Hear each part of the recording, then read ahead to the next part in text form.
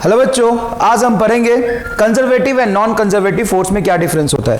देखो, बहुत सारे फोर्सेस आप पढ़े होंगे। Force at contact, force at distance, tension force, normal reaction, internal force, external force, fundamental force, non fundamental force जैसे gravitational force, electromagnetism force, nuclear force, weak nuclear force, ये सारे fundamental force हैं। बाकी सारे derive force है, वैसे force जो inverse square law को फॉलो करते हैं। तो फोर्स को बहुत सारे अलग अलग कैटेगरी में अपन डिवाइड करते हैं। बट जब ध्यान से देखा गया तो कुछ ऐसे फोर्स थे जिनका वर्क डन, अभी वर्क पर रहता ना अपन ने, कुछ ऐसे फोर्स थे जिनका वर्क डन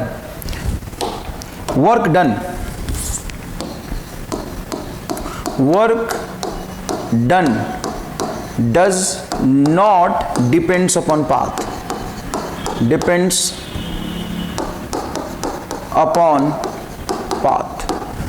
तुम यहां से ए से इनिशियल पॉइंट से फाइनली बी पॉइंट पे कौन से रास्ते से जा रहे हो इस बात से फर्क नहीं पड़ता है। इस रास्ते से गए, वर्क किसी पर्टिकुलर फोर्स का हुआ W1, इस रास्ते से गए, पर्टिकुलर फोर्स का वर्क हुआ W2, और इस रास्ते से गए, पर्टिकुलर फोर्स का वर्क हुआ W3।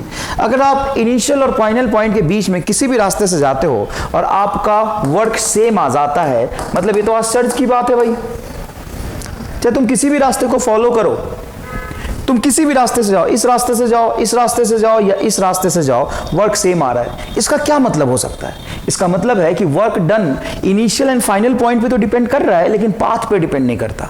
तो उस तरह के फोर्स को अलग कैटेगरी में रखा है, उसको हम लोग कहते हैं कंजर्वेटिव फोर्स। तो यहां से स्टेटमेंट फिर से मैं लिखता हूं, work done by conservative force does not depends upon path taken. अच्छे से लिखता हूं, ये आपका कंजर्वेटिव फोर्स है ना। कंजर्वेटिव फोर्स का पहला प्रॉपर्टी है कि work done bye CF, conservative force does not depends upon path taken। जब मैं इस तरीके से थोड़ा लिख के पढ़ा रहा होता हूं ना, तो तुम भी लिखते रहो, है ना, टाइम का यूज हो जाएगा। तो कई बार बच्चों का कंफ्यूजन होता है कि हम पहले लिखें, पहले नोट्स बनाएं, या पहले पढ़ते साथ साथ नोट्स बनाएं, या पहले पूरा पढ़ ले फिर नोट्स बनाएं। मैं स्लो मोड में जब कभी कभी पढ़ा रहा होता हूं तो आप ध्यान से लिखते चलो और समझते भी चलो, ठीक है ना। और कई बार कभी फास्ट निकलते अपन, तुम्हारा नहीं तो सिर्फ सुनो, नोट्स बाद में बना लेना, स्क्रीनशॉट ले लेना, जो भी है, ठीक है ना, पॉज करके लिख लेना, जो भी है, ठीक है ना। तो मैं बहुत धीरे धीरे लिख रहा हूं तो लिखो। तो लिखा मैंने, conservative force, work done by conservative force does not depends upon path taken, but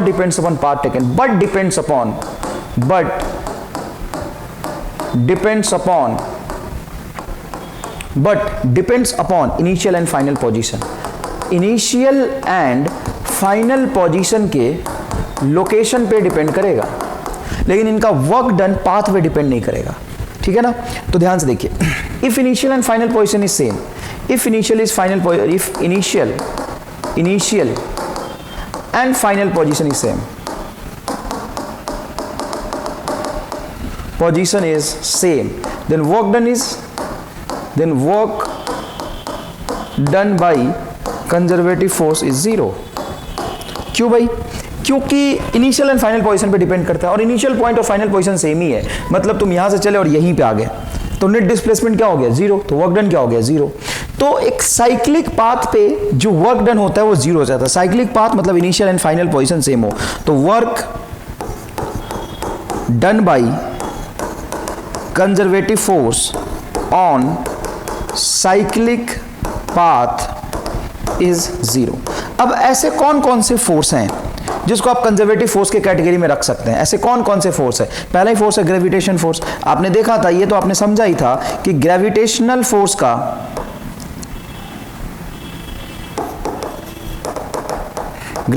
force का जो वर्क डन है वो पाथ पे डिपेंड नहीं कर रहा था। आप यहां से इस रास्ते से सीधा नीचे आ जाओ, या सीढ़ियों से चल के यहां पे आओ, इंक्लाइन प्लेन पे चल के यहां से यहां तक आओगे, तो सिर्फ ये वर्टिकल डिस्प्लेसमेंट पे डिपेंड कर रहा है, एक्चुअल पाथ टेकन पे डिपेंड नहीं कर रहा था। तो gravitational force is a conservative force. और कौन कौन से फोर्स है? Spring force is a conservative force. और कौन से फोर्स है? क्या नॉर्मल रिएक्शन है? नहीं, नॉर्मल रिएक्शन का वर्क पाथ पे डिपेंड करता है। क्या फ्रिक्शन फोर्स है? नहीं, फ्रिक्शन फोर्स भी नहीं है। और कौन से फोर्स होगा? इलेक्ट्रोस्टैटिक फोर्स या इलेक्ट्रोमैग्नेटिक फोर्स। मैग्नेटिक फोर्स, ये सारे जो फोर्सेस हैं वो कंजर्वेटिव है। क्लियर है ये बात? स्क्रीन पॉज करके लिखिए। Work done by conservative force does not depends upon part taken, किसी भी रास्ते से जाएंगे वर्क आपका सेम होगा, only depends upon initial and final position. If initial and final position same then work done will be zero. Work done on a cyclic path, cyclic path मतलब यहां से चला और घूम के फिर से यही पहुंच गया, तो वर्क डन क्या हो जाएगा? जीरो। एग्जांपल क्या है कंजर्वेटिव फोर्स के? कंजर्वेटिव फोर्स के एग्जांपल है ग्रेविटेशनल फोर्स, स्प्रिंग फोर्स और इलेक्ट्रोमैग्नेटिक फोर्स। क्लियर है ये बात? आगे देखिएगा बेटा, सुनिएगा please. Work done by conservative force, work done by conservative force, only work done by conservative force, only work done by conservative force defined in terms of, defined in terms of potential energy, या आप ऐसे कह सकते हो या इसी statement को दूसरी तरीके से लिख सकते हो, potential energy, potential energy only defined for, समझना, potential energy only defined for, only defined for, defined for conservative force। Potential energy का जो कंसेप्ट है only defined for the conservative force। ये आप याद रख लीजिए अभी कि पोटेंशियल एनर्जी एक टर्म है जो सिर्फ और सिर्फ कंजर्वेटिव फोर्स के साथ ही एसोसिएटेड होता है, नॉन कंजर्वेटिव फोर्स के साथ एसोसिएटेड नहीं होगा। ठीक है ना? और स्टेटमेंट देखिएगा, all constant force, all constant force is conservative force, conservative force, all constant force is a conservative force. दुनिया के जितने कांस्टेंट फोर्स है ना वो सारे के सारे कंजर्वेटिव होंगे। All conservative force must not be constant. अगर मैं ऐसा लिखता हूं कि सारे कंजर्वेटिव फोर्स कांस्टेंट होने चाहिए, ये जरूरी नहीं है, बट ऑल कांस्टेंट फोर्स, जितने कांस्टेंट होंगे वो सारे कंजर्वेटिव होंगे ही। इसमें कभी कभी बच्चों को डाउट होता है, लेकिन ये बिल्कुल सही है। ये किताबों में लिखा हुआ नहीं मिलेगा, लेकिन IIT 2017 में स्टेटमेंट पूछा हुआ था कि कौन से फोर्स कंजर्वेटिव हो सकते थे। 4 ऑप्शन थे। पहला ऑप्शन था all constant force is conservative, और वो सही था। ऑल कांस्टेंट फोर्स कंजर्वेटिव कैसे होगा? बच्चों को डाउट होता है कि सर फ्रिक्शन फोर्स भी तो है, तो सुनिएगा ध्यान से। नॉन कंजर्वेटिव फोर्स किसको कहते हैं पहले वो मैं समझाता हूं, फिर मैं ये बात बता दूंगा। नॉन कंजर्वेटिव फोर्स, तो जो कंजर्वेटिव के केस में था उसका उल्टा हो जाएगा। नॉन कंजर्वेटिव फोर्स का मतलब है work done depends upon path, work done depends upon path taken, work done depends upon path taken, work done is not zero in closed path, work done is not zero in a closed path। Close path में work done zero नहीं होता है। अगर मान लो आप यहां से चलते हो और घूम के फिर से यही पहुंच जाते हो, तो वर्क डन क्लोज पाथ में जीरो नहीं होगा। देखो, अगर कंजर्वेटिव फोर्स होता तो यहां से आप यहां आते, इनिशियल एंड फाइनल पॉइंट के बीच में डिस्प्लेसमेंट पे डिपेंड करता है कंजर्वेटिव फोर्स का। अगर आप इस पॉइंट से चल के इसी पॉइंट पे वापस आ जाते तो कंजर्वेटिव फोर्स का work done by conservative force होता जीरो। बट साइक्लिक पाथ में work done by non conservative force is not equal to zero.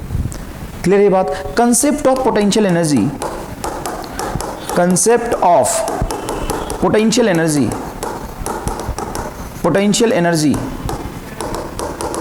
is not defined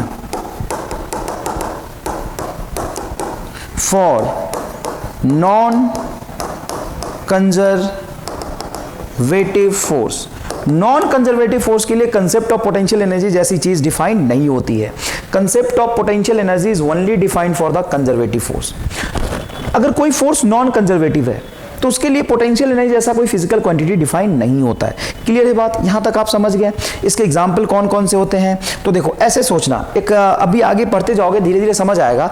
अगर तुमसे पूछता है कंजर्वेटिव और नॉन कंजर्वेटिव फोर्स का एग्जाम्पल, तो ऐसे सोचना, स्क्रीन पॉज करके लिख लेना बेटा, स्क्रीन पॉज कर ले बेटा। बट ऐसे सोचना कि कंजर्वेटिव फोर्स और नॉन कंजर्वेटिव फोर्स का आपसे अगर एग्जांपल पूछ रहा है तो बस ये सोचना कि वो फोर्स जिसके टर्म्स के या जिसके नाम के साथ पोटेंशियल एनर्जी डिफाइंड होता है वो कंजर्वेटिव होगा, और वैसे फोर्स जिनके नाम के साथ पोटेंशियल एनर्जी डिफाइंड नहीं है वो नॉन कंजर्वेटिव होगा। एक लॉजिक है ये।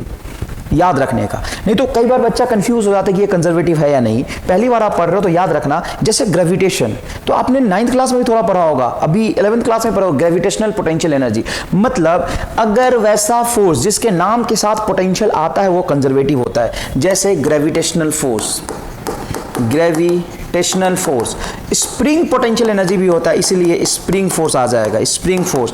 Electrostatic energy, electrostatic energy, magnetic energy, potential energy define होता है, इलेक्ट्रोस्टैटिक पोटेंशियल एनर्जी, इसलिए इलेक्ट्रोस्टैटिक फोर्स इज कंजर्वेटिव।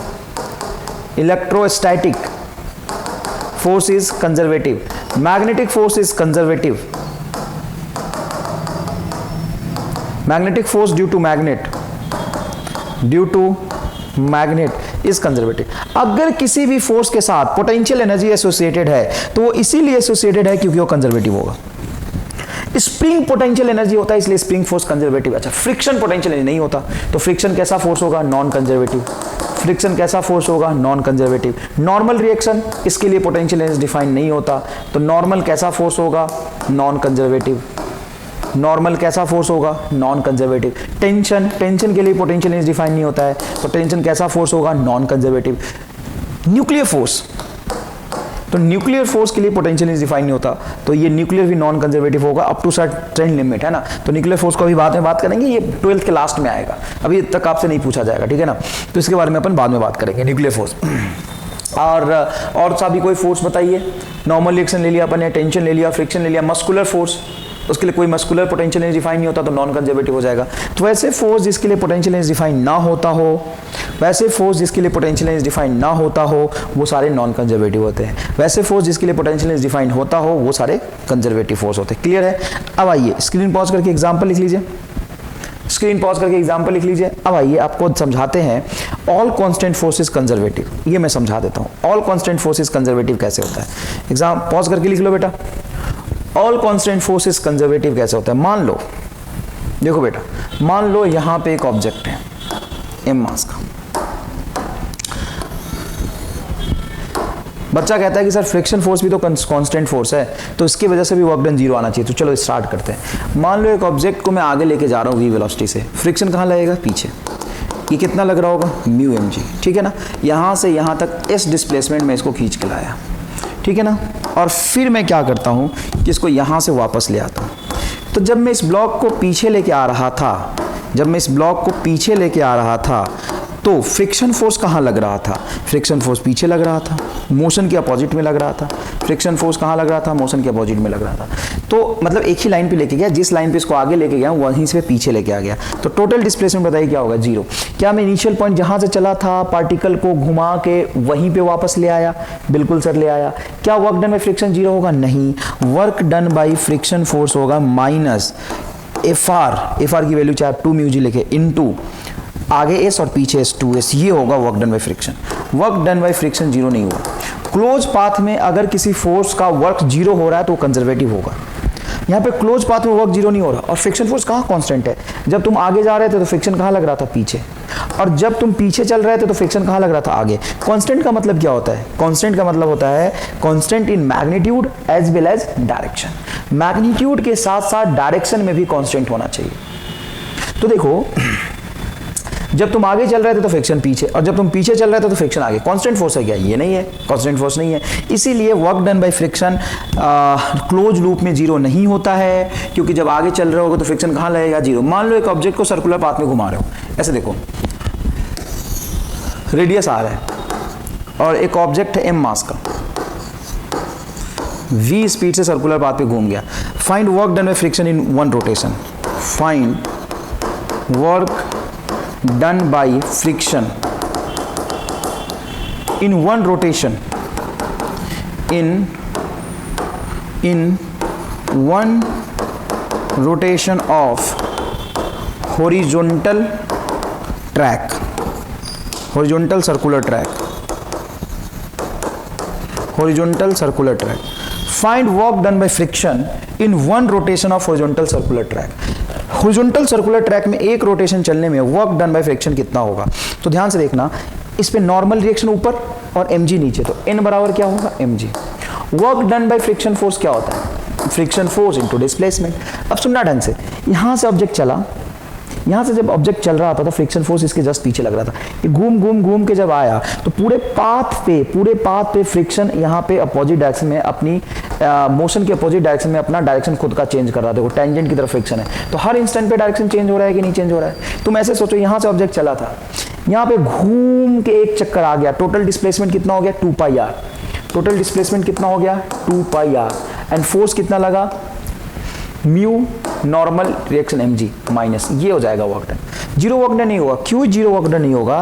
क्योंकि ऑब्जेक्ट यहाँ पे फिर से देखो ध्यान से, जब ऑब्जेक्ट आगे चल रहा था तो v वेलोसिटी से फ्रिक्शन पीछे लग रहा था, जब यहाँ पे ऑब्जेक्ट आगे चल रहा होगा तो फ्रिक्शन इसी पाथ पे पीछे लग रहा होगा। तो तुम तो इसको खोल के स्ट्रेट लाइन पाथ बना लो तो तुम्हें ऐसा लगेगा कि मैं ऑब्जेक्ट को आगे लेके जा रहा हूँ, फ्रिक्शन इसी पॉइंट पे पीछे की तरफ लग रहा है। टोटल डिस्प्लेसमेंट कितना हो गया 2πr, और हर इंस्टेंट पे फ्रिक्शन पीछे लग रहा था। लेकिन वर्क डन बाय ग्रेविटेशन सोचोगे तो work done by gravitation close path में देखना, यहाँ से मान लो तुम ऑब्जेक्ट को लेके चले, यहाँ से मान लो ऑब्जेक्ट को लेके चले, तो यहाँ से यहाँ तक जब ऑब्जेक्ट आएगा ग्रेविटेशन फोर्स हमेशा नीचे लगेगा। ग्रेविटेशन फोर्स कहाँ लग रहा होगा? हमेशा नीचे।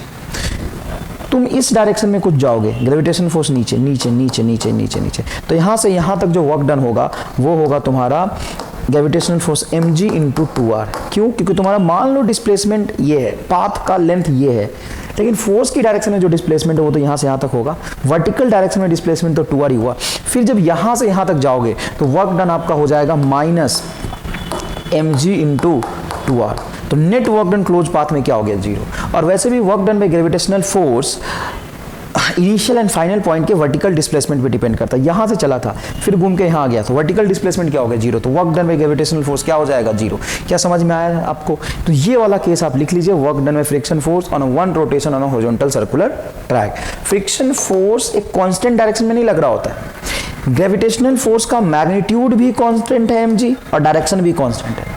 तो कांस्टेंट फोर्स जितने भी लोगे उसके वजह से वर्क डन क्लोज लूप में भी क्या हो जाएगा? जीरो। देखो यहाँ पे चलो, यहाँ पे देखो ग्रेविटेशनल फोर्स कहाँ लग रहा था बेटा? बताओ ग्रेविटेशनल फोर्स कहाँ लग रहा था? बोलो नीचे, यहाँ पे नीचे, यहाँ पे नीचे, यहाँ पे नीचे, यहाँ पे नीचे, यहाँ पे नीचे, यहाँ पे नीचे। ऑब्जेक्ट कहीं पे भी होगा ग्रेविटेशनल फोर्स का डायरेक्शन नीचे है। चलो ये भी समझ में आ गया। क्लोज लूप में ग्रेविटेशनल फोर्स का वर्क डन क्या हो जाएगा? जीरो। अच्छा मान लो एक ऑब्जेक्ट है m, उस पर फोर्स आगे लग रहा है, मान लो यहाँ से यहाँ तक वर्क लेके गए तो वर्क डन बाय फोर्स क्या होगा? F into S. और इसी ऑब्जेक्ट को तुम किसी भी तरीके से पीछे ला रहे हो, मूव कहाँ कर रहा है? पीछे। डिस्प्लेसमेंट कहाँ हो? पीछे, लेकिन फोर्स आगे लग रहा है। तो इस फोर्स का वर्क यहाँ से यहाँ तक देखोगे तो Fs, और इसी फोर्स का वर्क यहाँ से यहाँ तक देखोगे तो माइनस Fs। ऑब्जेक्ट कहाँ चल रहा है? पीछे की तरफ चल रहा है। ऑब्जेक्ट कहाँ चल रहा है? पीछे की तरफ चल रहा है। वर्क डन क्या हो जाएगा? Minus Fs। फोर्स आगे, वर्क पीछे, डिस्प्लेसमेंट पीछे। तो वर्क डन कांस्टेंट फोर्स है, देखो मैग्नीट्यूड F, डायरेक्शन आगे, पीछे भी आएगा ऑब्जेक्ट तो मैग्नीट्यूड F, डायरेक्शन आगे, तो इसको कहते हैं कांस्टेंट फोर्स। और बताओ क्लोज लूप में इसका वर्क डन जीरो हुआ कि नहीं हुआ? तो जितने भी कांस्टेंट फोर्स हैं, constant friction force is not constant. अरे वो तो चेंज हो रहा है, देख ना यहाँ पे फ्रिक्शन कहाँ लग रहा है, देख यही तो समझा रहा हूँ यार। यहाँ पे फ्रिक्शन इधर लग रहा है, यहाँ पे फ्रिक्शन इधर लग रहा है, यहाँ पे इधर लग रहा है, यहाँ पे पीछे लग रहा है। तो फ्रिक्शन कांस्टेंट है कि चेंज कर रहा है अपनी डायरेक्शन, हर इंस्टेंट पे अपनी डायरेक्शन। हमेशा मोशन जिस तरफ होगा, बॉडी जिस तरफ स्लाइड करेगा उसके अपोजिट लाएगा, और मोशन की स्लाइड करने की डायरेक्शन चेंज हो रहा है, इसलिए फ्रिक्शन की डायरेक्शन चेंज हो रहा है। Friction force is not a constant force. Constant force gravitation है। कांस्टेंट फोर्स का मतलब होता है उसका magnitude as well as direction भी कांस्टेंट होना चाहिए। क्लियर है ये बात? तो याद रखिएगा, all constant force is a conservative. All constant force is a conservative. ध्यान से स्क्रीन पॉज करके इसको लिख लीजिए, स्क्रीन पॉज करके इसको लिख लीजिए। नेक्स्ट, अब है पोटेंशियल एनर्जी का term. Potential energy, potential energy. तो कई किताबों में पोटेंशियल एनर्जी का डेफिनेशन आपने लिखा होगा, लेकिन मैं आपको पोटेंशियल एनर्जी अच्छे से समझाऊं तो मैं यही लिखूंगा सबसे पहले। Potential energy P dot E, not a physical quantity, not a physical quantity. ये कोई फिजिकल क्वांटिटी है ही नहीं। पोटेंशियल एनर्जी आपको किसी फॉर्मूले में मिलेगा ही नहीं। फिजिक्स में आप कोई भी फॉर्मूला ऐसा ढूंढ के ले आइए मेरे पास जिसमें पोटेंशियल एनर्जी लिखा हो ना, कोई नहीं सकता। पोटेंशियल एनर्जी का कोई डेफिनेशन बना ही नहीं आज तक। इवन पोटेंशियल एनर्जी जब फिजिकल क्वांटिटी है ही नहीं तो डेफिनेशन कैसे बनेगा? आपको सुन के थोड़ा सा आश्चर्य होगा, लेकिन ऐसे सुनोगे तभी अच्छे कंसेप्ट सीख पाओगे। बिल्कुल सही है ये, potential energy not a physical quantity, but change in potential energy is physical quantity. Change in potential energy is a physical quantity. आपको फॉर्मूले में जो असल में देखने को मिलेगा वो देखने को मिलेगा चेंज इन पोटेंशियल एनर्जी। अब उसमें भले ही तुम इनिशियल को 0 रख लो तो पोटेंशियल एनर्जी फाइनल और चेंज इन पोटेंशियल सेम हो जाएगा, लेकिन वो एक अलग कहानी, उसमें मानना पड़ेगा कुछ ना कुछ। पोटेंशियल एनर्जी फिजिकल क्वांटिटी है ही नहीं। कोई भी फॉर्मूला आप उठा के ले आओ जिसमें पोटेंशियल एनर्जी तुमने लिखा हो, संभव ही नहीं है। मैं अभी समझाऊंगा धीरे धीरे, तुम्हें लगा सर मैं तो ले आऊंगा, कुछ नहीं ला पाएगा, तू शांत बैठ जा। अभी तू 11th में आया है और तुम्हारे 11 साल से 11th को पढ़ा रहा हूं मैं, समझ में आया कि नहीं आया? तू अभी 11th में आया है, मैं 11 साल से 11th को पढ़ा रहा हूं, तो थोड़ा सा पेशेंटली बैठ जा, अच्छी चीज सिखा दूंगा। Potential energy is not a physical quantity, change in potential energy is physical quantity. कैसे? तो तुमने पढ़ा था कि पोटेंशियल एनर्जी सिर्फ और सिर्फ कंजर्वेटिव फोर्स के लिए डिफाइन होता है। देख, मान ले एक ऑब्जेक्ट है, ये मार्कर यहाँ पे पड़ा है, इस मार्कर को मैं उठा के धीरे धीरे धीरे धीरे धीरे धीरे किस हाइट पे ले आता हूँ, मैं ला रहा हूँ। क्या ग्रेविटेशनल फोर्स भी लग रहा है? हाँ, ग्रेविटेशनल फोर्स नीचे लग रहा होगा। मैं इसको धीरे धीरे धीरे धीरे उठा के यहाँ तक ले आता हूँ और अचानक से मैं इसको छोड़ देता हूँ, तो ये नीचे भागता है। नीचे क्यों भागा? ऐसा क्या हुआ कि ये नीचे भाग गया, ऊपर क्यों नहीं भागा? तो तुम्हारा जवाब होगा कि सर नीचे ये इसलिए भागा क्योंकि नीचे ग्रेविटेशनल फोर्स लग रहा होगा। एकदम सही जवाब है तेरा, लेकिन इसी चीज को देखने का नजरिया थोड़ा चेंज कर। नजरिया चेंज कैसे करेगा?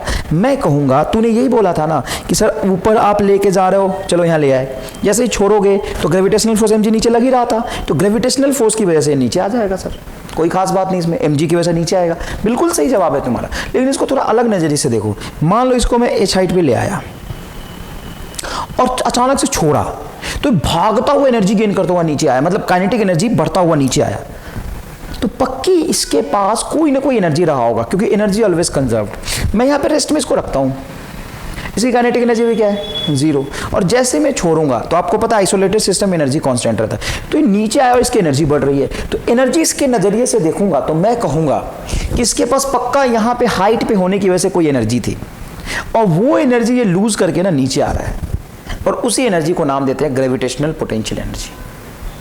फिर बोलोगे सर पोटेंशियल एनर्जी बोल रहे हो आप, थोड़ा सा पेशेंस रख ले, सारी बात एकदम समझा दूंगा, चिंता मत कर। तो वो एनर्जी जो इसके शेप, साइज एंड पोजीशन की वजह से ऑब्जेक्ट में स्टोर होता है, उसको कहते हैं हम लोग पोटेंशियल एनर्जी। तो समझना यहाँ पे पोटेंशियल एनर्जी को ऐसे डिफाइन कर सकते हो, energy due to shape, size and position. क्या डिफाइन कर सकते हो? Energy due to shape, size and position, ये है आपका एनर्जी। अब मान लो यहां से यहां तक उठा के ले गया, तो जब मैं यहां से यहां तक ला रहा था तो क्या कंजर्वेटिव फोर्स के अगेंस्ट ला रहा था? तो मैं ऊपर लेके आऊं जैसे ऑब्जेक्ट को, अच्छा मान ले तू नीचे खड़ा है, मैं छत पे बैठा हूं अपने फर्स्ट फ्लोर पे, वहां से एक ईंट छोड़ दिया तेरे सर पे, सर फूटेगा? नहीं सर मेरा तो नहीं फूटेगा। अच्छा ठीक है, तो मैं 5वीं मंजिल पे चला जाता हूं, वहां से ईंट छोड़ता हूं, किस केस में तेरा सर ज्यादा फूटेगा? अगर फर्स्ट फ्लोर से मैं ईंट छोड़ता हूं तो कि 5th फ्लोर से ईंट को ड्रॉप करता हूं तेरे सर पे, तो 5th फ्लोर से जब ईंट ड्रॉप करूंगा ना तो ज्यादा रफ्तार से तेरे सर पे टकराएगा, और फर्स्ट फ्लोर से ईंट को ड्रॉप करूंगा तो कम रफ्तार से टकराएगा। इसका क्या मतलब हुआ कि जितनी ज्यादा हाइट से ऑब्जेक्ट को छोड़ा जाए उतनी ज्यादा उसमें एनर्जी रही होगी। मतलब यह है कि ऑब्जेक्ट को जितना ऊपर लेके जाओगे तो जितना ग्रेविटेशनल फोर्स के निगेटिव में इस पे वर्क होगा उतना ही पोटेंशियल एनर्जी इसमें स्टोर होगा। तो पोटेंशियल एनर्जी का कंसेप्ट क्या कहता है, even change in potential energy का कंसेप्ट क्या कहता है कि एक ऑब्जेक्ट को इस पॉइंट से लेके यहां तक मैं लेके जाता हूं, तो जितना चेंज वर्क डन हुआ है कंजर्वेटिव फोर्स के अगेंस्ट, वही इसमें पोटेंशियल एनर्जी को स्टोर करा है। इसको मैथमेटिकली ऐसे लिखते हैं, देखो, change in potential energy is equal to negative work done by the conservative force. ये है सिंपल सा definition, negative work done by the conservative force. मतलब work done by conservative force को एक नया नाम दे दिया, चेंज इन पोटेंशियल एनर्जी। देखो सॉरी, ये डेल्टा यू, पोटेंशियल एनर्जी को, चेंज इन पोटेंशियल एनर्जी को डेल्टा यू से रिप्रेजेंट करते हैं। तो वर्क डन किसी इंस्टेंट पे होता है कि इंटरवल में होता है? किसी इंस्टेंट पे वर्क डन डिफाइंड है क्या? मैं बोलूँ कि अभी बताओ वर्क मैंने कितना कर दिया, इस इंस्टेंट पे मैंने कितना वर्क कर दिया। अरे भाई किसी इंस्टेंट पे ऑब्जेक्ट का डिस्प्लेसमेंट तो 0 ही होगा। अभी किसी इंस्टेंट पे वर्क थोड़ी ना डिफाइन होता है, वर्क डिफाइन होता है एफ डॉट एस, यहां से यहां तक जाने में कितना वर्क हुआ है। कि एक ही पॉइंट पे वर्क हो जाएगा क्या?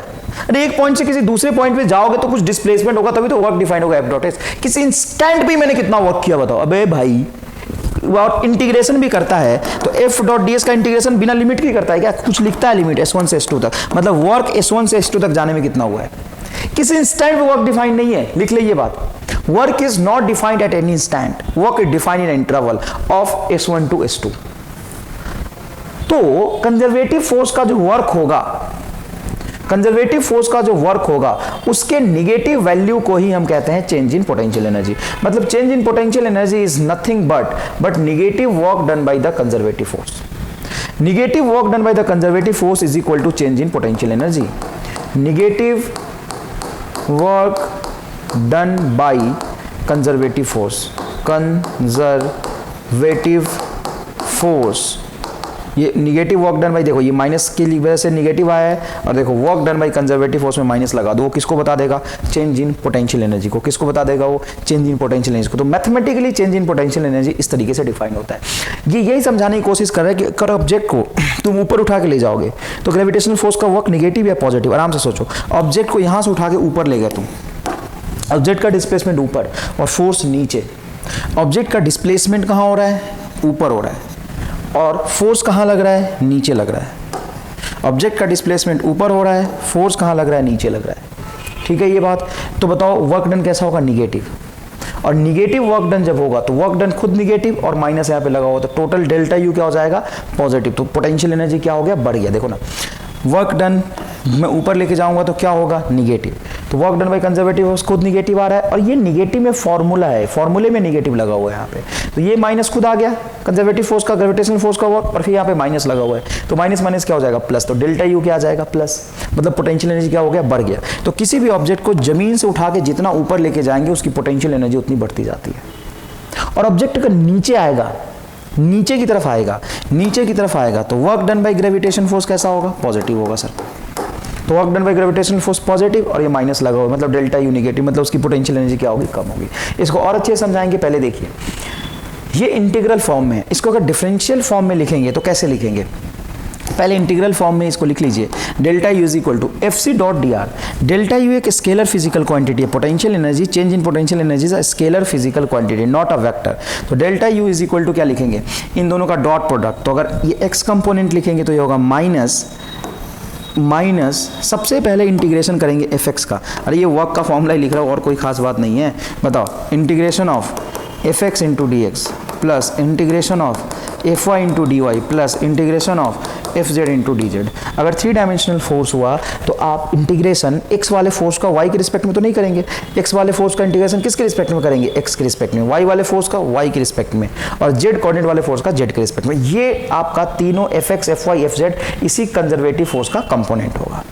तो net work done by the conservative force जो भी आएगा उसमें माइनस लिख दोगे तो चेंज इन पोटेंशियल एनर्जी को बताएगा। कंजर्वेटिव फोर्स के लिए ही डिफाइंड होता है पोटेंशियल एनर्जी। ये फोर्स कैसा होना चाहिए? कंजर्वेटिव होना चाहिए। अब देखो ढंग से, लिमिट x1 का कुछ x1 से x2 तक रखोगे, y का लिमिट कुछ y1 से y2 तक रखोगे, और z का लिमिट कुछ z1 से z2 तक रखोगे। क्या ये बात आपको अच्छे समझ में आ गया? अब ध्यान देखिए, अगर मैं इस dr को नीचे ले आऊँ और माइनस साइन को भी इधर ले जाऊँ, तो ये conservative force is a vector, dr को नीचे ले गया, ये वेक्टर ये dr को नीचे ले गया, तो ये हो जाएगा तुम्हारा minus delta U by delta R, और इसका डायरेक्शन कुछ r कह पाएगा। क्यों? क्योंकि आप देखो कंजर्वेटिव फोर्स है, तो इसका डिफरेंशिएशन अगर तुम इसको चेंज के फॉर्म में लिखो, लार्ज चेंज और स्मॉल चेंज के टर्म्स में लिखोगे तो माइनस डी यू बटा डी आर। तो U is a scalar physical quantity, और vector U potential energy scalar होता है।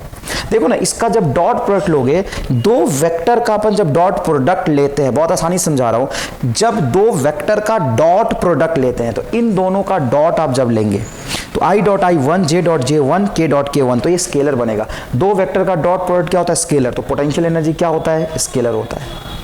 अब आप यहाँ फोर्स रहने दें, डी को नीचे ले आए, तो ये अगर आप डॉट प्रोडक्ट ना करें और सिंपल डी को उठा के नीचे ले आए तो ये तो वेक्टर है। तो समझिएगा, ये आश्चर्य जैसी बात है कि ये आपका खुद होता है स्केलर, लेकिन इसका differentiation with respect to D होता है आपका वेक्टर, और इसका डायरेक्शन आर कैप की तरफ होगा। डायरेक्शन किधर होगा? आर कैप की तरफ होगा। आर के रिस्पेक्ट में डिफरेंशिएट करेंगे, जिसके रिस्पेक्ट में डिफरेंशिएट करेंगे उसी की तरफ होगा। तो इसको वेक्टर फॉर्म में, 3 डायमेंशनल वेक्टर फॉर्म में कैसे लिखेंगे समझिएगा। ये पार्शियल डिफरेंशिएशन होता है, ये डेल्टा नहीं है, डी नहीं है, ये डेल्टा है। इसको ऐसे लिखते हैं, डवा यू बटा डवा एक्स, मतलब ये जो इस फॉर्म में लिखते हैं into I cap plus delta U by delta Y J cap plus D U by D Z K cap. देखो ये डायरेक्शन वेक्टर है जेड एक्सिस का, ये डायरेक्शन वेक्टर है वाई एक्सिस का, ये डायरेक्शन वेक्टर है यूनिट वेक्टर है एक्स एक्सिस का। तो एक्स के साथ डिफरेंशिएट का आई कैप, अब वैसे भी फोर्स वेक्टर होता है तो ये वेक्टर टर्म से आना चाहिए। तो देखो u का डिफरेंशिएशन x से करोगे तो i कैप आएगा, u का डिफरेंशिएशन y के रिस्पेक्ट में करोगे तो j कैप आएगा। और यहाँ पे बहुत इंटरेस्टिंग बात ये है कि ये याद रखिएगा, जब आप u का डिफरेंशिएशन x के रिस्पेक्ट में कर रहे हो तो y एंड z को कांस्टेंट लिया है, y एंड z को क्या लिया अपन ने, कांस्टेंट लिया है। और जब ये डिफरेंशिएशन ऑफ y के रिस्पेक्ट में कर रहे हो तो x एंड z को क्या लिया अपन ने, कांस्टेंट लिया है। और जब ये डिफरेंशिएशन आप z के रिस्पेक्ट में कर रहे हो तो y एंड x को अपन ने क्या लिया है, कांस्टेंट लिया है, y एंड x को क्या लिया है, कांस्टेंट लिया है। क्या आपको ये बात समझ में आता है बहुत अच्छे से? तो देखो u का डिफरेंशिएशन x के रिस्पेक्ट में करेंगे तो y z कांस्टेंट मानेंगे। तो ये दो टर्म्स बहुत इंपॉर्टेंट है। अब थोड़ा हो गया ज़्यादा मैथमेटिकल, तो बिल्कुल ये टर्म्स मैथमेटिकल है। मेन रिलेशन तुम्हारा ये है, work done by conservative force का negative value change in potential energy को बताता है। ये इंटीग्रल फॉर्म है, इस dr को नीचे ले आएंगे तो स्मॉल चेंज के टर्म्स में लिखोगे तो delta u by D delta r, देखो डबा u बाई डबा r कह सकते हैं इसको, तो ये हो जाएगा तुम्हारा r कैप की डायरेक्शन में वेक्टर। तो fc is equal to minus D by D R. तो तुम फंडामेंटली स्क्रीन पॉज करके लिखो, पहले स्क्रीन पॉज करके लिखो, स्क्रीन पॉज करके इसको लिखिए, पहले लिख लिया। अब देखना ढंग से, तुम इसको ऐसे भी डिफाइन कर सकते हो, सिंपल ये याद रख लो, conservative f is equal to, देखना यहाँ पे ध्यान से, f is equal to minus D U by D R. क्या ये सही है? नहीं, ये गलत है। किसी भी फोर्स के लिए rate of change in potential energy with respect to position को आप फोर्स किसी भी फोर्स के लिए डिफाइन नहीं कर सकते। सबसे पहली बात आपको मेंशन करना पड़ेगा कि ये जो फोर्स है वो कंजर्वेटिव फोर्स है और वो भी वेक्टर टर्म्स में। मैग्नीट्यूड ऑफ फोर्स नहीं बताता, ये पूरा फोर्स बताता है डायरेक्शन के साथ। ये आपका होगा minus D U by D R into R cap, ये है फॉर्मूला। तो तुम इसको रट सकते हो क्या? सर किसको रटना है बताओ? रटने में तो माइर है। F is equal to minus D U by D R को किसको रटना है? F C is equal to minus D U by D R को। Conservative force is equal to होता है minus D U by D R. अरे भाई सुन, सब कहानी भूल जाए, ये मैंने पढ़ाया ना, ये मैंने पढ़ाया ना, इस पहले इसको ध्यान से लिख लेना, अच्छे से लिख लेना। अब मैं उल्टा ड्राइव करके वहीं पे ले आता हूँ, ध्यान से सुनना। ये पूरा लिख लेना, याद रखना ये वेक्टर है, ये स्केलर होता है, लेकिन rate of change in potential with respect to position क्या हो जाता है? वेक्टर। तो ये टर्म आएगा तुम्हारा फोर्स का, कंजर्वेटिव फोर्स। ऑब्वियस सी बात है यार, simple F C is equal to D U by D R था, लेकिन तब था जब आर में एक्स वाई जेड तीनों ही है। तो यू को अगर सिर्फ एक्स से करोगे तो आई क्या पाएगा, यू को वाई से करोगे तो जे क्या पाएगा, जेड से करोगे तो के क्या पाएगा, सिंपल है। और यहाँ पे डॉट प्रोडक्ट लोगे तो डेल्टा यू क्या है, होगा स्केलर होगा। इसको लिख लिया तूने अच्छे से स्क्रीन पॉज करके। अब सुन, मैं कह रहा हूं सब भूल जा, इसको याद रख, बस इसको रट ले, इसको रट ले। F C is equal to minus D U by D R, R cap होता है। अब यहाँ पे ध्यान से देख, अगर तूने इसको रट लिया, ये आर में एक्स भी है, वाई भी है और जेड भी है, तो इसको ऐसे लिख सकता है F C is equal to, देख माइनस कॉमन निकाल ले, D U by D X I cap. कुछ नहीं कर रहा मैं, आर को का तीनों कंपोनेंट एक्स वाई जेड लिख रहा हूँ। यू का डिफरेंशिएशन एक्स के रिस्पेक्ट में तो आई कैप, और यू का डिफरेंशिएशन वाई के रिस्पेक्ट में तो जे कैप, एंड यू का डिफरेंशिएशन जेड के रिस्पेक्ट में तो के कैप, सिंपल। और जब ये डिफरेंशिएशन करते हैं तो इसको बोलते हैं पार्शियल डिफरेंशिएशन। पार्शियल डिफरेंशिएशन एक नया टर्म है, इसमें यह माना जाता है कि u का डिफरेंशिएशन x के रिस्पेक्ट में किया है तो y z क्या होगा, कांस्टेंट होगा। u का डिफरेंशिएशन y के रिस्पेक्ट में कर रहे हैं तो x z क्या होगा, कांस्टेंट होगा। और u का डिफरेंशिएशन z के रिस्पेक्ट में कर रहे हैं तो इसमें y और x क्या होगा, कांस्टेंट होगा। क्या ये बात आपको समझ में आता है? क्या ये वाली बात आपका क्लियर है? अब सुनो, ये जो डिफरेंशिएशन के टर्म्स में लिखा है, इस अगर dr को मैं इधर ले जाऊं, इस dr को इधर ले जाओ तो क्या बनेगा देखना, F C vector dot D R vector, D R तो वही है पोजीशन वेक्टर, और माइनस को भी उधर भेज दूं तो ले माइनस भी इधर भेज देता हूं माइनस, और ऐसे इंटीग्रेट कर दो तो ये वर्क हो जाएगा। किसका वर्क? कंजर्वेटिव फोर्स का वर्क। और माइनस ऑफ कंजर्वेटिव फोर्स का वर्क क्या होता है? Delta U. तो इसी फॉर्म को मैंने इंटीग्रेशन में लिख दिया। एक ही चीज मैं दो बार आपको समझा रहा हूं, पहले इंटीग्रेशन में लिख के फिर डिफरेंशिएशन में चेंज किया। फिर डिफरेंशिएशन में F is equal to minus D by D R आसान होता है, F is equal to minus D by D R, F is equal to minus D by D R. अगर आर हटा के एक्स वाई जेड लगाऊंगा तो इसका आई cap जे के कैप आ जाएगा, सिंपल है यार। अब सुनिए यहां से, F work done delta U is equal to F C dot D R. अब इसको अच्छे से समझना कि क्या मैं डेल्टा यू को ऐसे लिख सकता हूं, इंटीग्रेशन, इसका डॉट प्रोडक्ट लूंगा तो जब एक्स कंपोनेंट, माइनस बाहर ही रखना, माइनस कहां रखना, बाहर ही रखना। सिर्फ इसका एक्स कंपोनेंट लोगे तो ये होगा F X into D X, जब y कंपोनेंट लोगे तो ये होगा F Y into D Y, dot product होगा इनका। और ये होगा F Z into D Z. अब इसमें डायरेक्शन जैसी कोई चीज नहीं बची है, सिंपल इंटीग्रेशन का साइन लगा दो, एक्स के रिस्पेक्ट में, वाई के रिस्पेक्ट में, जेड के रिस्पेक्ट में, ये हो गया डेल्टा यू, कहानी खत्म। वही चीज मैं दोबारा उल्टा तरीके से आपको समझा दिया क्योंकि पहली बार ये मैथमेटिकली लेंदी टर्म्स आया है यहाँ पे। ठीक है बेटा, स्क्रीन पॉज करके लिखिए इसको, स्क्रीन पॉज करके लिखिए इसको, स्क्रीन पॉज करके लिखिए इसको।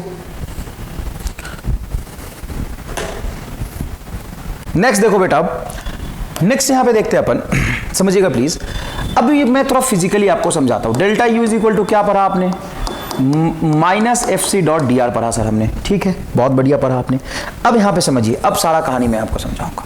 मान लीजिए किसी ऑब्जेक्ट को ए से लेकर के बी तक मैं जाता हूं, ठीक है ना। अब ए से बी तक मैं जाता हूं तो बी का कुछ पोटेंशियल एनर्जी होगा यू बी और ए पे पोटेंशियल एनर्जी होगा यू ए, ठीक है। अब यहां पे चेंज इन पोटेंशियल एनर्जी क्या होगा, U B minus U A is equal to, यहां पे देखिए माइनस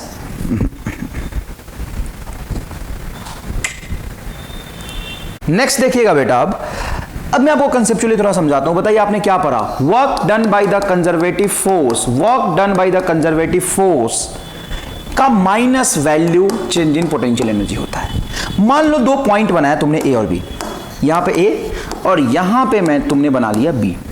अब ए से चल के धीरे धीरे धीरे धीरे तुम बी तक जाते हो, या किसी पार्टिकल को ए से उठा के बी तक लेके जाते हो। कहां से उठाया, कहां से उठाया, ए से उठाया, तो ए तुम्हारा हो गया इनिशियल। अरे किसी को इनिशियल किसी को फाइनल तो बोलोगे ना यार, ये हो गया इनिशियल, ये हो गया फाइनल। जो मैथमेटिकली समझा उसको फिजिकली महसूस करा देता हूं। देख यहां पे ये तेरा इनिशियल पॉइंट है, ये तेरा फाइनल पॉइंट है। तूने किसी पार्टिकल को ए से उठाया, धीरे धीरे धीरे धीरे उठा के कहां ले गया, बी पे ले गया, कहां ले गया, बी पे ले गया। पार्टिकल को उठाया, मत ले जा, धीरे धीरे रफ्तार में ले जा, जैसे उड़ा के ले जा, जैसे मर्जी वैसे ले जा। ए से उठा और बी पे ले जा, कहां से उठा, ए से उठा और बी पे ले जा।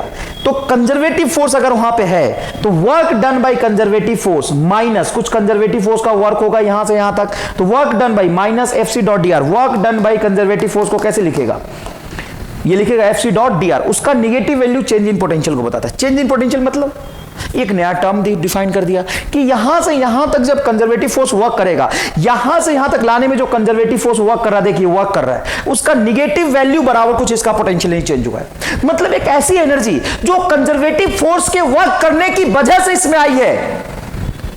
ऐसा नहीं है कि पोटेंशियल एनर्जी की वजह से वर्क आया है, पोटेंशियल एनर्जी की वजह से वर्क नहीं आया है। किसी भी पार्टिकल को कंजर्वेटिव फील्ड में, सुनना, किसी भी पार्टिकल को कंजर्वेटिव फील्ड में यहां से यहां उठा के ले जाते हो, चाहे मैं ले जाऊं, तू ले जा, कोई भी ले जा, कंजर्वेटिव फोर्स का जो वर्क होगा, एक फोर्स का वर्क दूसरे पे डिपेंड नहीं करता। मैंने बताया था एक फोर्स का वर्क दूसरे पे डिपेंड नहीं करता। अगर मैं एक फोर्स का वर्क लिखना चाहूं तो लिख सकता हूं। मान लीजिए कंजर्वेटिव फील्ड यहां पे था, कौन कौन सा कंजर्वेटिव फील्ड हो सकता है, मान लीजिए ग्रेविटेशनल फील्ड था, इलेक्ट्रोस्टैटिक फील्ड था, स्प्रिंग फोर्स की वजह से यहां पे कुछ था, तो कोई भी कंजर्वेटिव फील्ड यहां पे था, मैं इस पार्टिकल को यहां से उठा के लेके आया तो कंजर्वेटिव फोर्स वर्क करेगा। कितना कर रहा है कंजर्वेटिव फोर्स, और वर्क कर रहा है, ये रहा कंजर्वेटिव फोर्स का वर्क। ये कैसे निकाला तूने, सर मैंने ये निकाला conservative force F C dot D R करके अपन ने निकाल लिया, बहुत बढ़िया। अब कंजर्वेटिव फोर्स जब भी वर्क करता है, कंजर्वेटिव फोर्स जब भी वर्क करता है तो उसका माइनस साइन के बराबर इसमें एक एनर्जी स्टोर हो जाती है।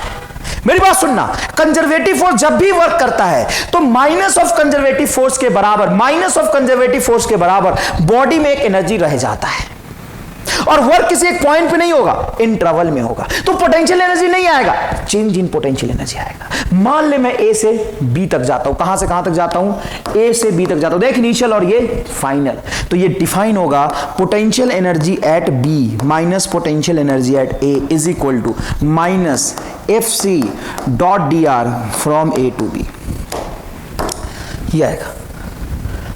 अब यहां पे पोटेंशियल एनर्जी डिफाइन हुआ कि चेंज इन पोटेंशियल डिफाइन हुआ है, चेंज इन पोटेंशियल डिफाइन हो गया, पोटेंशियल एनर्जी डिफाइन नहीं हुआ। ये negative work done by conservative force का जो वैल्यू होगा उसमें माइनस साइन लगा दूंगा और बोलूंगा यहां से यहां तक जाने में ऑब्जेक्ट में कुछ एनर्जी में चेंज आया, एनर्जी नहीं आया, एनर्जी नहीं आया, एनर्जी में चेंज आया है, और वो एनर्जी में चेंज होगा माइनस कंजर्वेटिव फोर्स के वर्क के बराबर, माइनस कंजर्वेटिव फोर्स के वर्क के बराबर। अब यहां पे अगर मैं मान लूं reference, potential energy depends upon reference, अच्छा चेंज इन पोटेंशियल, ये जो है टर्म्स चेंज इन पोटेंशियल,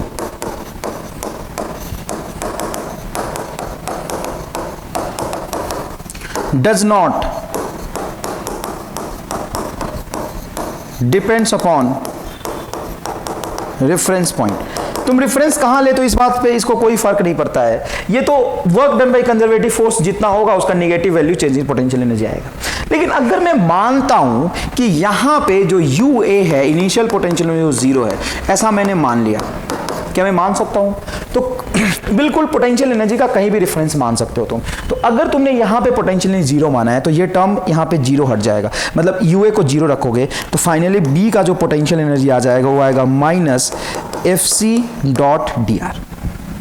जब आपने UA को क्या माना है? जीरो माना है। अच्छा, अगर मेरी मर्जी, अगर मैं UB को जीरो मानता हूं, इफ UB इज जीरो, अगर मैं UB पॉइंट को जीरो मान लेता हूं, फाइनल पोटेंशियल एनर्जी जीरो मान लेता हूं, रेफरेंस पॉइंट कहीं भी तुम पोटेंशियल एनर्जी को जीरो मान सकते हो, तो यहां पे अगर जीरो मान लेते हो तो A का जो पोटेंशियल होगा, देखो ये टर्म जीरो होगा तो minus of UA is equal to minus of FC.dr, minus से माइनस कैंसिल होगा तो A पॉइंट का पोटेंशियल इतना है। तो किसी भी पॉइंट का पोटेंशियल क्या होता है वो किस चीज पे डिपेंड करता है कि तुम जीरो कहां मान रहे हो। तो किसी भी ऑब्जेक्ट का या सिस्टम का potential energy is not a unique value, वो इस बात पे डिपेंड करता है कि तुम रेफरेंस पॉइंट कहां मान रहे हो। फिर से मैं यहां पे लिखता हूं, potential depends upon potential energy. बाद में एक टर्म तुम पोटेंशियल भी पढ़ते हो, तो यहां पे अभी पोटेंशियल एनर्जी पढ़ रहे हैं हम लोग। Potential energy depends on reference point, depends upon reference point. Reference point कहां होता है? कहीं भी मान सकते हैं, कहीं भी मान सकते हैं, इससे कोई फर्क नहीं पड़ता। चेंज इन पोटेंशियल एनर्जी को कोई फर्क नहीं पड़ता। डेल्टा U फिक्स्ड होता है, मतलब डेल्टा U रेफरेंस पे डिपेंड नहीं करता है, रेफरेंस पर डिपेंड नहीं करता है, नहीं करता। रेफरेंस पे कौन डिपेंड करता है? Potential energy. Change in potential energy की वैल्यू देखो, U से B तक आने में जो वर्क होगा वो इतना ही होगा। किसी एक पॉइंट से दूसरे पॉइंट तक जाने में जो वर्क होता है वो पाथ पे डिपेंड करता नहीं है। कंजर्वेटिव फोर्स का जो वर्क होता है ये तुमने पढ़ा है ना, किसी भी A पॉइंट से लेके B पॉइंट तक जाने में जो कंजर्वेटिव फोर्स का वर्क होगा वो पाथ पे डिपेंड करता नहीं है, और वो इस बात पे भी डिपेंड नहीं करता कि वहां पे कोई और दूसरा फोर्स लग रहा था या नहीं लग रहा था। वो सिंपल इनिशियल पॉइंट और फाइनल पॉइंट के पे डिपेंड करता है। तो ये जो वर्क होगा A से B तक जाने में वो तो एक यूनिक वैल्यू है, इसीलिए चेंज इन पोटेंशियल एनर्जी एक यूनिक वैल्यू है। Change in potential energy is a unique value. तुम कहीं भी पोटेंशियल एनर्जी को जीरो मानो, तीरो मानो, 5000 मानो, 10,000 मानो, तुम पोटेंशियल एनर्जी पे एक रेफरेंस पॉइंट जहां मानते हो वहां पे जीरो नहीं, तुम 10 भी मान सकते हो, 20 भी मान सकते हो, 30 भी मान सकते हो, इस बात से कोई फर्क नहीं पड़ता। यहाँ पे पोटेंशियल एनर्जी को तुम 20, 30, 40, 60 कुछ भी मानो, इस बात से कोई फर्क नहीं पड़ता है। चेंज इन पोटेंशियल एनर्जी हमेशा और हमेशा यहां से यहां तक जाने में जो कंजर्वेटिव फोर्स का वर्क हुआ है उसके माइनस वैल्यू के बराबर रहेगा। ये कोई भी change in potential energy does not depends upon reference point, ये तो सिंपल वर्क के बराबर है बेटा। बट इस पॉइंट पे पोटेंशियल क्या होगा वो डिपेंड करता है कि यहां पे मैंने क्या माना है, और यहां पे पोटेंशियल क्या होगा डिपेंड करता है मैंने यहां पे क्या माना है। अच्छा, मैं तीसरी जगह कहीं पे जीरो मान लेता हूं, किसी R0 पे पोटेंशियल जीरो मान लेता हूं, तो यहां और यहां का जीरो नहीं होगा, कुछ आएगा। तो देखो फिर लोगों ने यह तय किया कि यार पोटेंशियल तो किसी एक पॉइंट का यूनिक होता ही नहीं है, तुम कहीं भी पोटेंशियल को जीरो मान सकते हो, फिर उसके रिस्पेक्ट में यहाँ पे कुछ भी पोटेंशियल डिफाइन हो जाएगा। Yes, potential energy depends upon reference point, और रेफरेंस पॉइंट कहीं भी मान सकते हैं, कहीं भी मान सकते हैं मतलब इन्फिनिटी, अपने घर में भी मान सकता हूँ क्या? हाँ, अगर तुमने ग्रेविटेशन पढ़ा होगा तो ग्रेविटेशन में डिफाइन किया होगा कि यूनिट मास को इन्फिनिटी से किसी पॉइंट पे लाने में जो वर्क होता है इस पॉइंट का पोटेंशियल होता है। इन्फिनिटी से इस पॉइंट तक लाने में, इन्फिनिटी से बी पॉइंट तक लाने में जो वर्क होता है वो इस पॉइंट का पोटेंशियल होता है। इन्फिनिटी से क्यों लाया? मैं ये भी कह सकता हूं कि मैं अपने घर से एक मास लाता हूं इस पॉइंट तक, इसमें जितना लाने में वर्क होगा वो इस पॉइंट का पोटेंशियल एनर्जी होगा, मेरे घर का पोटेंशियल मैंने जीरो माना हुआ है, तो वो डेफिनेशन सही है। लेकिन इन्फिनिटी पे ही क्यों माना है? तो इन्फिनिटी पे इसलिए माना कि इन्फिनिटी एक ऐसा पॉइंट है जो सारी दुनिया के लिए कॉमन हो जाए। मेरे लिए इन्फिनिटी मतलब यहां से बहुत दूर, तुम्हारे लिए इन्फिनिटी मतलब तुम जहां वहां से बहुत दूर। कोई टीचर जो ग्रेविटेशन पढ़ा रहा है उसके लिए इन्फिनिटी, जहां पे वो पढ़ा रहा है वहां से बहुत दूर। तो वहां से बहुत दूर, तुमसे बहुत दूर, मेरे से बहुत दूर, तो कॉमन बात हो गया ना, हम सबसे बहुत दूर दूर से, बहुत दूर से मैं अपने पास लाऊंगा, बहुत दूर से तू अपने पास लाओगे, बहुत दूर से वो टीचर अपने पास लाएगा, तो ये तो बात हो गया ना, बहुत दूर से ला रहा हूं, इन्फिनिटी अनंत से ला रहा हूं, तो ये सबके लिए कॉमन हो जाएगा। याद रखना, कभी भी किसी सिस्टम के लिए ग्रेविटेशनल पोटेंशियल एनर्जी आप लिख रहे हो तो एक यूनिक वैल्यू नहीं है, इन्फिनिटी पे 0 माना है तो ये पोटेंशियल यहाँ पे डिफाइंड हुआ है। थोड़ा सा मुश्किल बात है, लेकिन ये पचाना पड़ेगा, धीरे धीरे समझना पड़ेगा। मान लो कि यहाँ पे तूने ग्रेविटेशनल पोटेंशियल एनर्जी लिखा, m मास है, r डिस्टेंस पे दूसरा मास है, इसका ग्रेविटेशनल पोटेंशियल एनर्जी तुम लिखना सीखोगे, g m1 m2 है, मान ले m1 m2 बटा r। ये ग्रेविटेशनल पोटेंशियल एनर्जी की वैल्यू सही भी हो सकती है, गलत भी हो सकती है। यही वैल्यू होगा ये बात नहीं बोल सकते आप, क्या आप कह सकते हैं कि m1 m2 दो ऑब्जेक्ट है r डिस्टेंस पे, तो इसकी पोटेंशियल एनर्जी इतनी होगी ही ना, हो सकती है। जब इन्फिनिटी पे 0 मानोगे तो ये सही है, बिल्कुल सही, इन्फिनिटी पे 0 मान के ड्राइव किया था, लेकिन मैं यहीं पे 0 मान लूँ तो फिर पंगा आ जाएगा। समझ में आ रहा है थोड़ा सा? Change in potential energy reference पे डिपेंड नहीं करता। क्यों नहीं करता? क्योंकि change in potential energy simple minus of work के बराबर होता है, और एक पॉइंट से दूसरे पॉइंट का जो वर्क है वो एक फिक्स वैल्यू है, वो किसी भी चीज़ पे डिपेंड नहीं करता, इसलिए ये किसी भी चीज़ पे डिपेंड नहीं करता। लेकिन किसी एक पॉइंट पे पोटेंशियल क्या होगा वो इस बात पे डिपेंड करता है कि दूसरे पे क्या माना है, और पोटेंशियल का रेफरेंस हम कहीं भी मान सकते हैं, रेफरेंस पॉइंट हम कहीं भी मान सकते हैं। तो एक पॉइंट का पोटेंशियल क्या होगा वो दूसरे के रेफरेंस पे डिपेंड करता है। स्क्रीन पॉज करके लिखिए इसको, स्क्रीन पॉज करके इसको लिख लीजिए बेटा, स्क्रीन पॉज करके बहुत आराम से लिख लीजिए इसको। अब आइए देखिए आगे, अपन अगर बात करें ग्रेविटेशनल पोटेंशियल एनर्जी की, ग्रेविटेशनल पोटेंशियल एनर्जी, मान लो ये अर्थ सरफेस है, अर्थ सरफेस से कोई m मास को उठा के इससे h हाइट पे लेके जाता हूँ, जो कि very very very less than r। अब जब ग्रेविटेशन में जाओगे ना बेटा, तो ये जो h है वो कितना भी हो सकता है, ये जो h है वो r के कंपेयर में हो सकता है, लेकिन मेरे डिस्कशन में वो h हमेशा लेस देन r होगा, क्योंकि मुझे ग्रेविटेशन नहीं पढ़ना, मुझे अर्थ से बहुत ज़्यादा दूर नहीं रहना, मुझे अर्थ के आसपास ही रहना है। तो यहाँ पे g की वैल्यू कांस्टेंट होगी। अब बताओ यहाँ से यहाँ तक वर्क डन बाई ग्रेविटी निकालोगे, यहाँ से यहाँ तक, ये पॉइंट A है, ये पॉइंट B है, तो यहाँ से यहाँ तक वर्क डन बाई ग्रेविटी निकालोगे तो क्या लिखोगे? Work done from point A to B is equal to integration of gravitational force. Integration करने की क्या जरूरत है, ग्रेविटेशनल फोर्स कांस्टेंट है, mg into height h। Plus आएगा या माइनस आएगा? ईमानदारी से एकदम सोचो, माइनस आएगा। क्यों? क्योंकि ऑब्जेक्ट को ऊपर लेके जा रहे हो, ग्रेविटेशनल फोर्स नीचे लगा है, माइनस आएगा, ठीक है। और आप जानते हैं change in potential energy ub minus ua, अरे final minus initial is equal to minus of work done from A to B। अरे भाई B फाइनल है तो final potential minus initial potential is equal to work done from A to B, initial point से final point, और work done from A to B क्या है? Minus mgh। तो यहाँ पे रखोगे तो ये माइनस mgh, ये वाला टर्म यहाँ पे रखोगे, माइनस mgh, ये माइनस है तो क्या हो जाएगा? mgh। तो ये आएगा तुम्हारा ub minus ua। If potential eight earth surface is 0, अगर मैं अर्थ सरफेस पे पोटेंशियल को 0 एज्यूम करता हूँ, एक तो बात हो गई कि इन्फिनिटी पे 0 एज्यूम करता हूँ, या किसी एच हाइट पे 0 एज्यूम करता हूँ, या अर्थ सरफेस, मेरी मर्जी कहीं भी कर सकता हूँ। मैं किसी एच हाइट पे भी 0 एज्यूम कर सकता हूँ, मैं B पे 0 एज्यूम कर सकता हूँ, कोई बुराई नहीं है। अगर मैं B पे 0 एज्यूम करूंगा तो A पे पोटेंशियल आएगा माइनस mgh। अगर मैं B पे 0 एज्यूम करूंगा तो A पे पोटेंशियल आएगा माइनस mgh। अच्छा, A पे अर्थ सरफेस पे अगर मैं पोटेंशियल 0 एज्यूम करता हूँ, if potential energy eight earth surface is 0, मतलब ua इज 0, तो ub b पॉइंट का पोटेंशियल हो जाएगा mgh।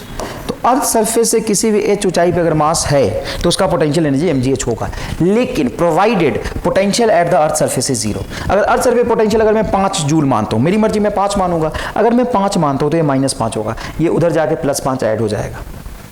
समझ में आ रहा है आपको? तो यहां पे पोटेंशियल क्या होगा, एक यूनिक वैल्यू नहीं है, but change in potential mgh होगा। यहां से यहां तक ले जाने में वर्क mgh होगा, मेरी बात सुनना एकदम समझ आएगा, यहां से यहां तक ले जाने में जो वर्क होगा वो mgh होगा, उसमें कोई बुराई नहीं है। यहां से यहां तक ले जाने में वर्क होगा वो mgh होगा, लेकिन इस पॉइंट पे पोटेंशियल क्या होगा, इस पॉइंट पे पोटेंशियल क्या होगा, वो एक रेफरेंस पे डिपेंड करता है। अच्छा, चेंज इन पोटेंशियल mgh के बराबर होगा। अगर मैं यहां पे A पे पोटेंशियल 0 मानता हूं तो बी पे पोटेंशियल mgh आएगा। और इफ मेरी मर्जी, if potential at B is 0, अगर मैं बी पे पोटेंशियल 0 मानता हूं तो माइनस ऑफ यूए बराबर mgh, मतलब माइनस इधर ले आऊंगा तो ये प्लस हो जाएगा यूए बराबर माइनस mgh। ठीक है, तो बेटा u पे अगर तुम b पे पोटेंशियल 0 मानते हो, अगर तुम b पे पोटेंशियल क्या मानते हो, 0 मानते हो, तो a पे आएगा माइनस mgh। और अगर a पे 0 मानते हो, देखो a पे 0 मानते हो तो b पे आएगा mgh। क्लियर है ये बात? तो तुम्हें ये समझना है कि अगर मैं रेफरेंस यहां मानता हूं और नीचे चला जाता हूं, कहां जाता हूं, नीचे जाता हूं तो पोटेंशियल निगेटिव में होता है। और यहां पे रेफरेंस मानता हूं, इससे ऊपर जाता हूं तो पोटेंशियल कैसे आता है, प्लस में। जहां पे रेफरेंस मानेंगे ग्रेविटेशनल पोटेंशियल उसके ऊपर पॉजिटिव, और जहां पे रेफरेंस मानेंगे उसके नीचे ग्रेविटेशनल पोटेंशियल क्या आ जाएगा, निगेटिव। क्लियर है? तो वर्क का फॉर्मूला कैसे डिराइव हो रहा है ना। अच्छा, अब तुम कहीं भी 0 मानो, चेंज निकालोगे तो सेम ही आएगा। देखो ए पे 0, देखो a पे 0 और b पे mgh, तो चेंज निकालो तो mgh माइनस 0 क्या होगा, mgh। अच्छा, यहाँ पे तूने b पे 0 माना था तो ub माइनस ua निकालो, ub माइनस ua निकालो, b पे क्या है 0 और a पे क्या है माइनस mgh, तो माइनस ऑफ माइनस क्या हो जाएगा, प्लस mgh। मतलब चेंज पे कोई फर्क नहीं पड़ेगा। क्यों नहीं पड़ेगा? क्योंकि चेंज 10 बार बोल चुका आपको, क्योंकि change in potential energy minus of gravitational force का वर्क होगा, और ग्रेविटेशनल फोर्स का वर्क यहाँ से यहाँ तक कांस्टेंट हो जाएगा minus mgh। Work done by gravitation force path पे डिपेंड नहीं करता है। किसी भी दो पॉइंट के बीच में जो work done by gravitation force आएगा, work done by gravitation force आएगा, वो तो फिक्स्ड आएगा, वो पाथ पे डिपेंड करता ही नहीं है। तो चेंज इन पोटेंशियल एनर्जी भी फिक्स आएगा, वो किसी चीज पे डिपेंड नहीं करता, बट पोटेंशियल डिपेंड करता है। ठीक है बेटा, ये चीजें लिख लीजिए आप, ये चीजें लिख लीजिए। तो अर्थ सरफेस पे अगर पोटेंशियल आप मानते हो अर्थ सरफेस पे 0, तो उसे किसी h हाइट पे क्या हो जाएगा, mgh। स्क्रीन पॉज करके लिखिए ये। लेकिन ये याद रखिएगा, जहां पे h को मैंने बहुत स्मॉल और अर्थ के रेडियस से बहुत छोटा माना है, अर्थ के रेडियस से बहुत छोटा माना है। तो चलिए अब यहाँ पे देखिए, मान लीजिए कि मेरा ग्राउंड अर्थ सरफेस है, यहाँ से h हाइट ऊपर, h हाइट ऊपर कोई एक m मास का ऑब्जेक्ट है, इसका मुझे पोटेंशियल एनर्जी लिखना है। तो पोटेंशियल एनर्जी होता ही नहीं, कोई फिजिकल क्वांटिटी है ही नहीं, चेंज इन पोटेंशियल होता है सर। यहां पे अगर 0 मानोगे, इस लाइन पे पोटेंशियल 0 मानते हो, ये इफ तुमने माना है, और जहां पे पोटेंशियल 0 मान लेते हो उसी को क्या कहते हैं, रेफरेंस। रेफरेंस कहां मान सकते हैं, कहीं भी मान सकते हैं। तो जाके इसका पोटेंशियल ऊपर होने की वजह से इस केस में जो पोटेंशियल आएगा वो आ जाएगा u is equal to mgh। लेकिन क्या इसके पास पोटेंशियल mgh है? नहीं। अगर मैं यहां 0 मान लूं तो, यहां 0 मान लूं तो इसकी पोटेंशियल 0 हो जाएगी। तो बताओ, क्या पोटेंशियल एनर्जी एक यूनिक वैल्यू होता है? नहीं, potential energy of object is not a unique value. Potential energy of object depends upon reference point, but change does not depends upon reference point. Change reference point पे depend नहीं करता। मान लो यहाँ पे एक ऑब्जेक्ट है, यहाँ पे एक ऑब्जेक्ट, इसका पोटेंशियल एनर्जी बोलो क्या होगा, m मास का ऑब्जेक्ट है, इसका पोटेंशियल एनर्जी 0 होगा। अच्छा, यहाँ से h हाइट नीचे एक ऑब्जेक्ट है, इसका पोटेंशियल एनर्जी बोलो क्या होगा, इसका पोटेंशियल एनर्जी होगा माइनस mgh। क्या होगा बेटा, इसका पोटेंशियल एनर्जी हो जाएगा m मास का ऑब्जेक्ट होने की वजह से u is equal to minus mgh। तो रेफरेंस पॉइंट के नीचे जाओगे तो पोटेंशियल एनर्जी निगेटिव, और रेफरेंस पॉइंट के ऊपर जाओगे तो पोटेंशियल एनर्जी पॉजिटिव। ठीक है ना। अच्छा, मान लो एक रॉड ले लिया, रॉड का मास है m, लेंथ है, इसका पोटेंशियल एनर्जी क्या होगा, इसका potential energy centre of mass पे मास को मान के करेंगे, क्योंकि इसका मास तो यहां से यहां तक कंप्लीटली डिस्ट्रीब्यूटेड है पूरा, तो इसका सेंटर ऑफ मास बीच में हो जाएगा। तो इसका पोटेंशियल एनर्जी लिखेंगे, डिफरेंस पॉइंट यहां माना है हमने, यूनिवर्सल रेफरेंस पॉइंट मान लिया, तो ये होगा mgl/2। देखो ना, mgl/2। अच्छा, मान लो ये टिल्टेड है, ऐसे है थोड़ा थीटा एंगल पे, ये जबरदस्त चीज है, यहाँ पे समझिएगा इसकी पोटेंशियल एनर्जी क्या हो जाएगी। तो देखिए, यहाँ पे सेंटर ऑफ मास पे मास मान लेंगे आप, ये लेंथ होगा यहां से यहां तक l/2। अब आपको रेफरेंस पॉइंट से ऑब्जेक्ट का हाइट देखना है। अब असल में इसको बोलते तो है रेफरेंस पॉइंट, बट ये होता है reference line. Reference line, reference line क्यों होता है, क्योंकि मान लो तुमने यहाँ पे 0 माना, अब इस लाइन पे, यहाँ हॉरिजॉन्टल लाइन पे ऑब्जेक्ट को उठा के यहाँ से यहाँ तक ले आओ, work done by gravitation force क्या होगा, 0। मेरी बात समझना, एक ऑब्जेक्ट को मैं हॉरिजॉन्टल लाइन पे कहीं भी ले जाऊं, work done by gravitational force क्या हो जाएगा, 0। तो यहाँ पे अगर पोटेंशियल एनर्जी 0 है, तो यहाँ से यहाँ तक वर्क 0, तो पोटेंशियल एनर्जी तो इस पूरे लाइन पे 0 हो जाएगा। तो अपन यहाँ से इस पॉइंट से हाइट नहीं देखेंगे, इस लाइन से वर्टिकल हाइट डिफाइन करेंगे। मतलब तुम पोटेंशियल एनर्जी कह सकते हो कि ये जो h है वो रेफरेंस से वर्टिकल हाइट है, वर्टिकल, रेफरेंस से क्या है, ये वर्टिकल हाइट है। तो यहाँ से रेफरेंस से वर्टिकल हाइट देखोगे तो बेटा ये अगर L/2 है तो L/2 का ये कंपोनेंट होगा L/2 साइन थीटा। तो पोटेंशियल एनर्जी हो जाएगा -mg L/L sine theta by 2, mg L sine theta by 2। ये होगा आपका पोटेंशियल एनर्जी। पोटेंशियल एनर्जी क्या हो जाएगा बेटा, ये हो जाएगा आपका mg L sine theta by 2। ये हो जाएगा आपका पोटेंशियल एनर्जी। क्या आपको समझ आ रहा है ये बात कि पोटेंशियल एनर्जी हो जाएगा mg L sine theta by 2। अच्छा सर, ये बाकी चीज़ें समझ में आ गई। अब एक काम करिए, स्क्रीन पॉज करके लिख लीजिए। स्क्रीन पॉज करके इसको लिखिए, स्क्रीन पॉज करके बेटा लिख लीजिए। अच्छा देखिए, कई बार यहाँ पे ऐसा सवाल पूछता है कि मान लो एक चेन है जिसका मास है m, लेंथ है l। चेन का मास कितना है m और लेंथ है l। ये चेन इस तरीके से रखा हुआ है। अब इसका आधा हिस्सा L/2 तो नीचे हैंग हो गया और आधा हिस्सा यहाँ पे रखा है L/2। इसकी पोटेंशियल एनर्जी क्या होगी? तो सबसे पहले रेफरेंस पॉइंट पे पोटेंशियल डिफाइन करता है। अगर तुम यहाँ पे 0 मानते हो, रेफरेंस पॉइंट यहाँ पे 0 मानते हो, तो इस पूरे आधा चेन तो इसी लाइन पे रखा है, तो इसका पोटेंशियल एनर्जी क्या हो जाएगा? 0। और आधा मास नीचे गया, L लेंथ का मास m है, तो आधे लेंथ का मास क्या होगा? m/2। तो यहाँ से यहाँ तक इसका मास हो जाएगा m/2 और सेंटर ऑफ मास होगा बीच में, तो इसका लेंथ हो जाएगा आपका L/4। ये लेंथ क्या होगा बेटा? L/4। तो पोटेंशियल एनर्जी क्या लिखेंगे आप? पोटेंशियल एनर्जी लिखेंगे m, मास m/2, g इंटू ये वर्टिकल लेंथ से हाइट इसका हो जाएगा L/4। वर्टिकल लेंथ से हाइट कितना हो जाएगा? L/4। तो पोटेंशियल एनर्जी आपका आएगा mg L/8 with negative sign. Minus क्यों लगाया? क्योंकि रेफरेंस पॉइंट से नीचे होगा, मैंने आपको समझा दिया था, रेफरेंस पॉइंट से नीचे होगा तो ग्रेविटेशनल पोटेंशियल एनर्जी निगेटिव और रेफरेंस पॉइंट से ऊपर होगा तो ग्रेविटेशनल पोटेंशियल एनर्जी पॉजिटिव। ध्यान से देखिएगा, यहाँ से यहाँ तक आधा जो चेन है उसका मतलब आधा लेंथ या आधा मास सरफेस पे रखा है और यहीं पे पोटेंशियल एनर्जी मैंने 0 माना, तो इस पूरे का पोटेंशियल 0 हो गया और आधे की वजह से पोटेंशियल एनर्जी डिफाइंड होगा। आधा मास मतलब m/2 का पोटेंशियल एनर्जी, लेंथ L/2 तक है तो सेंटर ऑफ मास तो L/4 ही होगा, तो mg m/2 आधे मास का m/2 g L/4 डिस्टेंस पे आएगा। एक्सटेंडेड ऑब्जेक्ट का सेंटर ऑफ मास को एज्यूम करके पोटेंशियल एनर्जी लिखेंगे। ठीक है, अब यहाँ पे देखिए, ये समझिए, कई बार पूछता है if work done by conservative force is positive, work done by conservative force is positive, तो पोटेंशियल एनर्जी बढ़ेगा कि घटेगा? Then potential energy, then potential energy, है ना। तो ये सवाल का जवाब आप कैसे देंगे? बहुत आसान है। इस सवाल का जवाब देने के लिए सिर्फ आप ये सोचिए कि आपको एक फॉर्मूला पता है कि change in potential energy is minus of work done by conservative force. क्या आपको पता है ये बात? हाँ सर, ये तो हमें पता है। तो देखो यहाँ पे बेटा कि अगर तुम कह रहे हो कि work done by conservative force positive है, मतलब ये वाला टर्म कैसा है? पॉजिटिव है। पॉजिटिव और निगेटिव मिलके क्या बनेगा? निगेटिव। माइनस प्लस क्या होगा? माइनस। और डेल्टा यू निगेटिव आया मतलब पोटेंशियल एनर्जी डिक्रीज कर रहा है। डेल्टा यू निगेटिव आया मतलब पोटेंशियल एनर्जी क्या कर रहा है? डिक्रीज कर रहा है। अच्छा, ये समझ में आ गया। तो अगर work done by conservative force positive हो तो पोटेंशियल एनर्जी क्या होता है? पोटेंशियल एनर्जी डिक्रीज होता है। ढंग से देख लीजिए, कंफ्यूज मत होइएगा।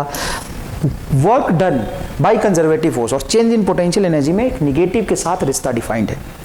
तो वर्क डन अगर पॉजिटिव आया है, वर्क डन यहाँ पे पॉजिटिव लिखा है, अगर मैं इसको कहता हूँ कि ये पॉजिटिव है तो पक्की बात है बाहर निगेटिव से मल्टीप्लाई होकर निगेटिव बन जाएगा। अच्छा, if work done is negative, work done is negative, then change in potential energy is equal to minus of conservative work done by conservative force. ध्यान से देखिएगा, कंजर्वेटिव फोर्स का वर्क क्या बोल रहा हूँ मैं? निगेटिव है। If work done by conservative force, if work done is negative, work done is negative, then ये वर्क डन निगेटिव है, मतलब ये क्या आया है? निगेटिव। माइनस माइनस क्या होगा? प्लस। तो चेंज इन पोटेंशियल एनर्जी क्या होगा? डेल्टा यू क्या हो जाएगा? प्लस। अच्छा, डेल्टा यू प्लस का मतलब है फाइनल माइनस इनिशियल प्लस है, मतलब पोटेंशियल एनर्जी क्या है? बढ़ा है। तो बहुत आसान बात है, इसको आप रट सकते हैं कि अगर कंजर्वेटिव फोर्स ने पॉजिटिव वर्क किया तो पोटेंशियल एनर्जी कम होगा। देखो ना, कम होगा। देखो, ग्रेविटेशनल फोर्स ने पॉजिटिव वर्क किया है तो पोटेंशियल एनर्जी कम होगा, और ग्रेविटेशनल फोर्स ने नेगेटिव वर्क किया है तो पोटेंशियल एनर्जी बढ़ेगा। पोटेंशियल नहीं बढ़ेगा। ग्रेविटेशनल फोर्स का अगर वर्क पॉजिटिव है सॉरी ग्रेविटेशनल फोर्स कह रहा हूँ या कंजर्वेटिव फोर्स बोल लो, अगर कंजर्वेटिव फोर्स ने पॉजिटिव वर्क करा है, मतलब किसी ऑब्जेक्ट को छोड़ दो तो नीचे जाएगा, तो ग्रेविटेशनल फोर्स कंजर्वेटिव फोर्स वो पॉजिटिव वर्क कर रहा है, तो पोटेंशियल एनर्जी कम हो रहा है। अगर कंजर्वेटिव फोर्स का वर्क पॉजिटिव हो, यार तुम जानते हो चेंज इन पोटेंशियल होता है माइनस ऑफ वर्क डन, अगर ये पॉजिटिव है तो डेल्टा यू कम होगा, निगेटिव आएगा मतलब पोटेंशियल एनर्जी कम हो रहा है। Work done by conservative force positive है तो पोटेंशियल एनर्जी कम होगा, माइनस एक एक्स्ट्रा रिलेशन में आने की वजह से। और work done by conservative force negative है तो पोटेंशियल को बढ़ाएगा, मतलब निगेटिव वर्क डन जब करता है कंजर्वेटिव फोर्स तो पोटेंशियल को बढ़ाता है, और कंजर्वेटिव वर्क अगर पॉजिटिव वर्क करता है तो पोटेंशियल को कम करता है। Work done by conservative force अगर पॉजिटिव है तो पोटेंशियल कम होगा, work done by conservative force अगर पॉजिटिव है तो पोटेंशियल कम होगा, एक माइनस ध्यान में रखो ना बस। And work done by conservative force अगर निगेटिव है तो पोटेंशियल बढ़ेगा। क्या आपको ये बात समझ में आया? बहुत ईजी है कि मुश्किल है? बहुत आसान बात है। स्क्रीन पॉज करके इसको लिखिए बेटा, स्क्रीन पॉज करके इसको लिखिए।